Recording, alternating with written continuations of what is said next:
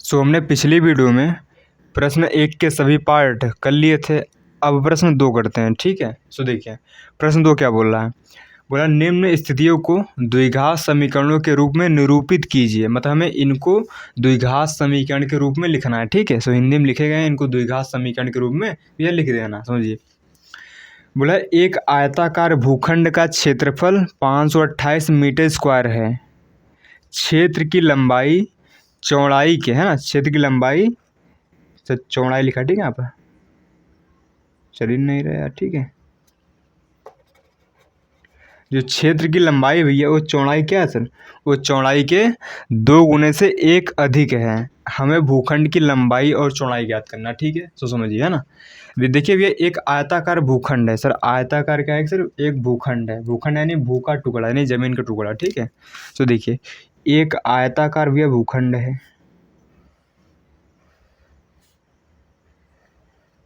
ठीक है सर।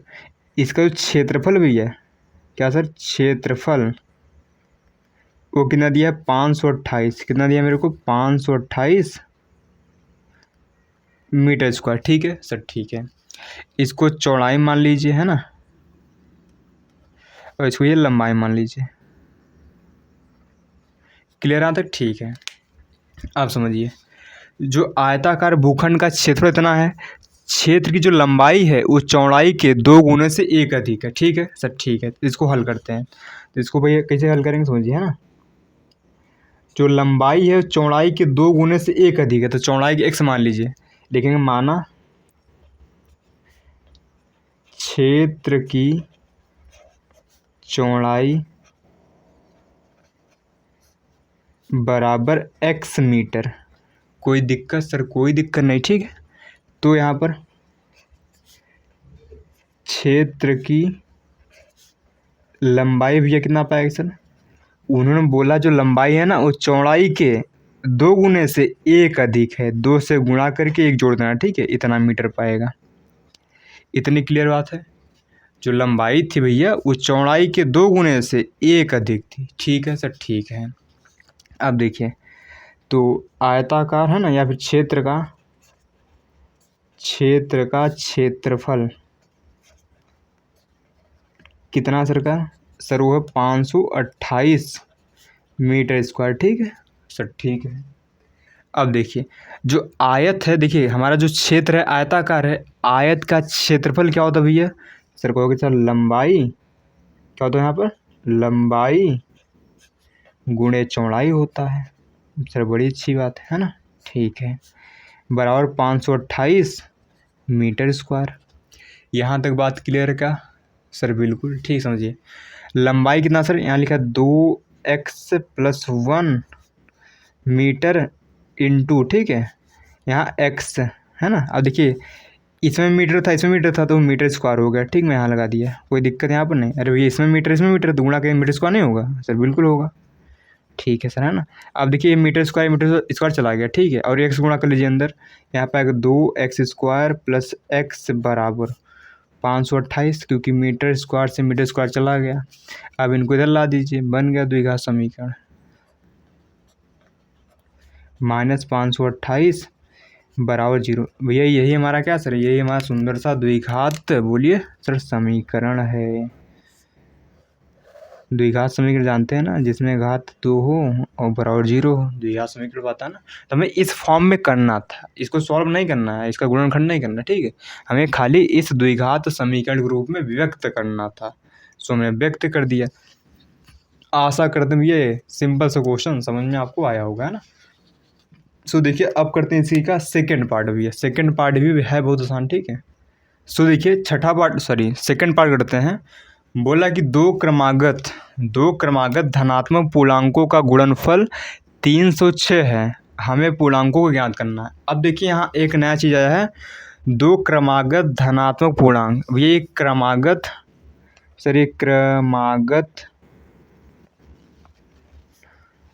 धनात्मक पूर्णांक क्या है भैया सर, पहले ये क्लियर कीजिए, ठीक है, क्या है ना, तभी तो क्वेश्चन कर पाएंगे, ठीक है। देखिए क्रमागत का मतलब होता है जो क्रम से आए, यानी अगर पहला एक्स होगा, दूसरे का बोलिए क्या होगा सर, इसके बाद x+1, तीसरे का भैया x+2, चौथा क्या होगा सर x+3। क्रमागत का मतलब भैया जो क्रम से आए, ठीक है। और देखिए धनात्मक है, पॉजिटिव है, तो ये हमारा क्या है, क्रमागत धनात्मक पूर्णांक। क्योंकि देखिए क्रम से आया ना, एक्स के बाद उससे एक अधिक यानी x+1, फिर उससे एक अधिक यानी x+2, फिर उससे एक अधिक यानी x+3, इसे बोलते हैं क्रमागत धनात्मक पूर्णांक, ठीक है। जैसे एक के बाद दो आता है, दो के बाद तीन, वैसे ये भी होगा, ठीक है। सो आशा करते समझ में आ गया वो, ठीक है।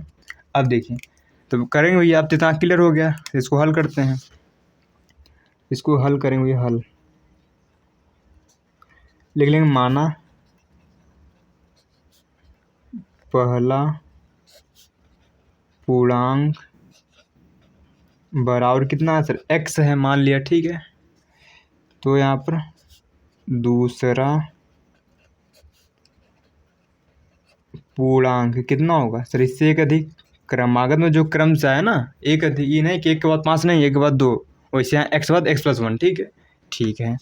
अब देखिए प्रश्नानुसार, सर प्रश्न क्या बोल रहा है, ठीक है। प्रश्नानुसार सर इसका क्या मतलब है, इसका मतलब ये कि प्रश्नानुसार, जैसे मैं बोलूँ आपके अनुसार, मतलब जो आप कहेंगे वही करना ना, वैसे प्रश्नानुसार मतलब प्रश्न क्या होगा बोल रहा है सर, प्रश्न ये बोल रहा है कि दो क्रमागत धनात्मक पूर्णांकों का गुणनफल 306 है।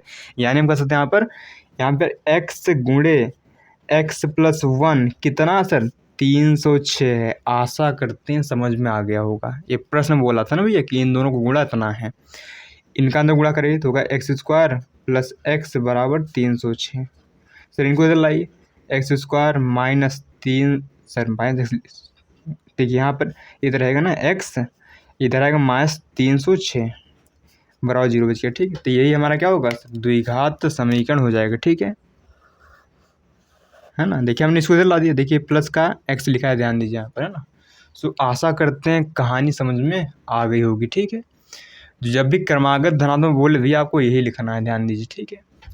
सो आशा करते हैं वाला पार्ट समझ में आया होगा, ठीक है। अब देखिए करते हैं इसका थर्ड पार्ट। सो देखिए तीसरा पार्ट करते हैं। सो तीसरे पार्ट में दिया क्या है, बोला रोहन की माँ उससे 26 वर्ष बड़ी हैं, उनकी आयु का गुणनफल अब से 3 वर्ष पश्चात 360 हो जाएगी। हमें रोहन की वर्तमान आयु ज्ञात करना है। सो देखिए इसमें दो लोग हैं, एक रोहन है और एक इसकी माँ है ना। जो रोहन की माँ है, रोहन से 26 साल बड़ी है। अगर रोहन 1 साल का होगा तो उसकी मम्मी 27 साल की होंगी, ठीक है। अगर रोहन 2 साल का होगा तो उनकी मम्मी बोलिए, उनकी मम्मी होंगी 28 साल की, क्योंकि 26 साल बड़ी है ना पर, ठीक है। तो हमें वही रोहन की वर्तमान आयु ज्ञात करना है, ठीक है। तो हल कैसे करेंगे समझिए, है ना। तो जिनकी आयु पूछे उन्हीं को x मानना है। हल करते हैं, ठीक है। तो लिखेंगे यहाँ पर, माना रोहन की वर्तमान प्रेजेंट में, ठीक है, वर्तमान आयु बराबर x वर्ष। हमने मान लिया, हमें भैया रोहन तो पता नहीं था कई साल का है, तो उसको x मान लीजिए, ठीक है। तो यहाँ पर माँ की है ना, माँ की वर्तमान आयु बोलिए कितना होगी सर, इनसे 26 साल बड़ी, यानी x + 26 वर्ष। इतना फंडा क्लियर सर, सर बिल्कुल क्लियर, ठीक है यहाँ तक, है ना। अब आगे समझिए। अब देखिए भैया 3 वर्ष पश्चात, क्या भैया 3 वर्ष पश्चात। अच्छा आप बताइए, मान लीजिए आप भी 15 साल के हैं, कई साल के हैं, 15 साल के हैं, तो 3 साल बाद कई साल खो जाएंगे, कहोगे सर 3 साल बाद ना, तो 15 + 3 18 साल, यानी मैं 3 साल बाद 18 साल का हो जाऊंगा। तो इसे देखिए यहाँ भी 3 साल का फंडा है, ठीक है। तो यहाँ भी भैया वही फंडा लगेगा, लिखेंगे यहाँ पर 3 वर्ष पश्चात यानी बाद, ठीक है, 3 वर्ष पश्चात। तो 3 वर्ष पश्चात भैया रोहन की आयु कितनी हो जाएगी, रोहन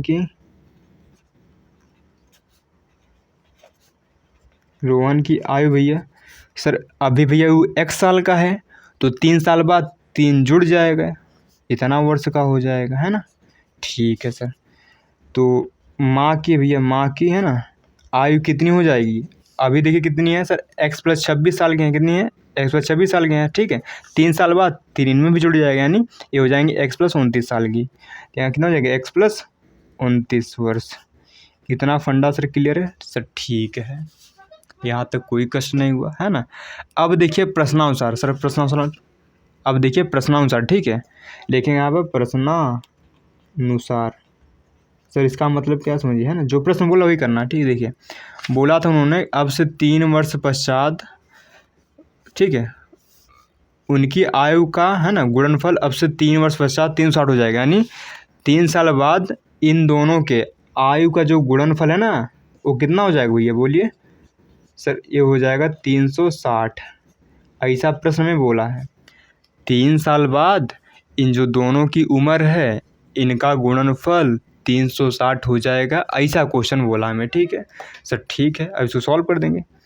एक्स को पकड़िए, दोनों में गुणा कराइए, एक्स गुणा एक्स में एक्स स्क्वायर, एक्स गुणा 29 में सर 29 एक्स हो गया, ठीक है। अब 3 को पकड़िए, दोनों गुणा करिए, 3 गुणा एक्स में सर 3x हो गया, 3 गुणा 29 में कितना होगा बोलिए, तो 3×9 27 हासिल लगा, बोलिए 2 3 में 87 पाएगा, ठीक है, बराबर 360। भैया क्या करेंगे सर, सर थोड़ा सॉल्व कर लीजिए, बाद में जो करना है करिएगा, ठीक है। एक कितना होगा सर, यहाँ 32 हो गया, है ना सर, 32 कैसे, अरे 29x 3x बच्चा, इतना आसान है, ठीक है। प्लस 87 लिखा रहने दीजिए, ठीक है। यहाँ 360 को बुलाएंगे भैया माइनस हो जाएंगे, है ना। अब 360 में से 87 घटा लीजिए, तो यहाँ 3 बचेगा, यहाँ बोलिए 15 में से 8 गया 7, यहाँ 2, यानी होगा x square plus 32x minus का 273 अब बराबर 0। यही हमारा सुंदर सा समीकरण बन जाएगा द्विघात, ठीक है। तो हमारा यही क्या हो जाएगा, द्विघात समीकरण। इनको सॉल्व नहीं करना, खाली इस रूप में ला देना था, ठीक है। आशा करते हैं समझ भैया आ गई होगी कथा, है ना। तो देखिए सब इजी क्वेश्चन, ठीक है ना, सब आसान क्वेश्चन है, बस आपको थोड़ा सोचना है, ठीक है। सोचने में कौन पैसा लगता है, ठीक है, थोड़ा तो सोचिए, अब इसे स्वयं भी बना सकते हैं, कोई इसमें महान काम नहीं है। अब देखिए करते हैं इसका लास्ट पार्ट, ठीक है भैया। सो देखिए अब करते हैं इसका लास्ट पार्ट। सो बोला एक रेलगाड़ी 480 किलोमीटर की दूरी समान चाल से तय करती है। यदि इसकी चाल 8 किलोमीटर प्रति घंटा कम होती तो वह उसी दूरी को तय करने में 3 घंटे अधिक समय लेती। हमें रेलगाड़ी की चाल ज्ञात करनी, ठीक है सर। ठीक है, ज्ञात कर देंगे। देखिए हमसे पूछा क्या गया, हमसे पूछा गया रेलगाड़ी की चाल, तो जो पूछा जाए उसी भैया क्या मानेंगे सर, एक्स मानते हैं, ठीक। लिखते हैं यहाँ पर हल। तो मान लेंगे, माना रेलगाड़ी की चाल, जो पता ना उसको एक्स मानते, एक्स किलोमीटर प्रति घंटा, चाल को किलोमीटर प्रति घंटा में नापते हैं ना, ठीक है सर। अब देखिए इतना है, ठीक है। अब ये दूरी कितना सर, दूरी इतना है ना। यहाँ पर दूरी कितना सर, यहाँ पर दूरी जो है सर, दूरी कितना दिया 480 किलोमीटर, इतना क्लियर है, ठीक है सर। ठीक है सर, समय, सर समय कितना लगेगा, देखिए समय बराबर क्या होता है सर, समय बराबर होता है, बोलिए, समय बराबर होता है दूरी बटा चाल। तो यहाँ दूरी कितना सर 480, और चाल कितना एक्स, ठीक है। समय आता है घंटे में, यहाँ एच लगा दीजिए, ठीक है। देखिए यहाँ समय को मान लीजिए T1, सर T1 काहे मान रहे हैं सर, अभी बता देंगे, ठीक है, आगे चल कर। 480 बटा एक्स आवर, ठीक, एच फॉर आवर, ठीक है, हावर नहीं आवर, आवर यानी घंटा, इतना घंटा लेती, ठीक है सर। ठीक है, अब देखिए अब बोला है यदि इसकी चाल 8 किलोमीटर प्रति घंटा कम होती, तो देखिए केस बन रहा है यहाँ पे, है ना। यदि लिखते हैं यहाँ पे, यदि चाल 8 किलोमीटर प्रति घंटा कम होती, ठीक है सर। ठीक है, तो क्या होता समझिए। तो यहाँ पर देखिए अब चाल कम हो गई तो रेलगाड़ी की नई चाल बन जाएगी ना, लिखेंगे यहाँ पर रेलगाड़ी की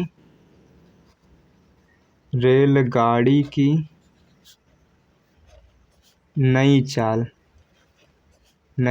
है ना। चाल यानी स्पीड, ध्यान दीजिए, चाल कितनी हो जाएगी, देखिए पहले सर एक्स था सर, बिल्कुल एक्स था, अब 8 कम हो गया, 8 सर कम हो गया। मान लीजिए पहले गाड़ी चल रही थी 80 पर, उसमें से 8 कम हो गया यानी 72 घंटा, ठीक है। नई चाल इसकी 72 घंटा आ जाएगी ना, 72 किलोमीटर प्रति घंटा आ जाएगी। वैसे यहाँ देखिए, यहाँ पर क्या हुआ, पहले एक्स पे चल रही थी, अब 8 किलोमीटर प्रति घंटा कम हो गया तो 8 घटा देंगे, क्या कष्ट है सर, कुछ नहीं है ना, इतना हो गया। ठीक है सर, दूरी अभी फिक्स है सर, दूरी अभी 480 किलोमीटर ही है, ध्यान दीजिए, दूरी नहीं बदला, ध्यान दीजिए। ठीक है सर, समय बराबर क्या होता है सर, समय बराबर होता है, बोलिए सर, ये लिखा ना, क्या होता है, दूरी बटा चाल। सर दूरी 480 है, चाल कितना सर, चाल है x-8। ठीक है सर, ठीक है। अब समय घंटे में आता है, ठीक है सर, ठीक है। तो इसको मान लीजिए भाई T2, मतलब समय वाला, देखिए समय को टाइम बोलते, टाइम से टी उठाइए, ठीक है, तो यहाँ पे T1 था, यहाँ T2 कर दीजिए। 480 बटा x-8, इतना। ठीक है भैया सर, ठीक है। इतनी सर कथा समझ में आई क्या सर, यहाँ तक कथा समझ में आ गई। ठीक, अब देखिए आगे सर, आगे कथा किसे करेंगे, ध्यान दीजिए। देखिए अब चलते हैं प्रश्न के अनुसार। ठीक है, बोला है अगर चाल इतना कम होती तो वह उसी दूरी को तय करने में 3 घंटा अधिक समय लेती। जाहिर सी बात है, अगर भैया है ना, अगर कहीं जा रहे हैं हम, तो हमें जाने में लग रहा है मान लीजिए 5 घंटा, ठीक है, हम किसी स्पीड से जा रहे हैं, ठीक है, घूमने, हमको लग रहा है टाइम 5 घंटा। अगर हमने स्पीड कम कर दिया तो टाइम ज़्यादा लगेगा ना सर, जाहिर सी बात है। अगर भैया गाड़ी तेज़ चलाओगे कम समय लगेगा, गाड़ी धीरे चलाओगे ज़्यादा समय लगेगा। ठीक है सर, ठीक है। तो देखिए, तो कहानी क्या है, अगर ठीक है ना, तो वह उसी दूरी को तय करने में 3 घंटा देख लेती। ठीक है, समझिए। जो देखिए लिखेंगे प्रश्नानुसार, प्रश्नानुसार जो देखिए, जो अब समय लग रहा है ना भैया, जो अब समय लग रहा है T2, जो T2 लग रहा है, ये जितना पहले समय लगता था यानी T1, उससे 3 घंटा अधिक ले रहा है। ये बात नहीं पची, समझिए। जो अब समय लग रहा है स्पीड घटने के बाद, जो T2 है, ये वाला जो समय है ना, जितना पहले समय लग रहा था उससे 3 घंटा अधिक ले रहा है। अगर मान लीजिए पहले 5 घंटा लग रहा था ना, तब 8 घंटा लगेगा। अगर पहले 10 घंटा लग रहा था, अब 13 घंटा लगेगा। अगर पहले 20 घंटा लग रहा था, तो अब 23 घंटा लगेगा। इसका कहने का भावार्थ ये है। अब देखिए सर, अब क्या करेंगे भैया सर, कुछ नहीं करेंगे, अब सिंपल वैल्यू रखेंगे, सॉल्व कर देंगे। देखिए T2 कितना सर, ये T2 है ना, T2 ये क्या रखेंगे सर, ये रखेंगे। ठीक है ना, तो ठीक है सर, हाँ, तो यहाँ लिखेंगे 480 है ना, बटा इतना x-8। T1 कितना सर, T1 कितना सर, ये 480 है ना, बटा क्या लिखेंगे यहाँ पर x + 3। ठीक है, घंटा उंटा मत लगाइए, ठीक है, लास्ट में लगा देंगे, कोई दिक्कत नहीं है, आप समझिए। अब क्या करें सर, इसको इधर लाइए, तो होगा 480 बटा x-8 माइनस 480 बटा x बराबर 3। देखिए 480 दोनों जगह ले लीजिए कॉमन, तो जो दोनों जगह उसको कॉमन ले लीजिए करिए। ठीक है, नहीं तो ये फर्जी कष्ट देगा, ठीक, गुणा भाग करने में। ठीक है सर, ठीक है। अब देखिए ये सट्टा है, 480 उधर जाएगा, बटा हो जाएगा, यानी 1 बटा x-8 माइनस 1 बटा x बराबर, बोलिए इतना बटा इतना। यहाँ तक कोई कष्ट नहीं होना चाहिए, आशा करते हैं ऐसा। ठीक है, देखिए इस पेज में तो होने वाला है ना, अब नेक्स्ट पेज लेते हैं। ठीक है, तो भैया इसके बाद अब दूसरे पेज में करते हैं। ठीक, तो मैं इसको दूसरे पेज में उतारता हूँ। ठीक है सर, ठीक है, समझिए।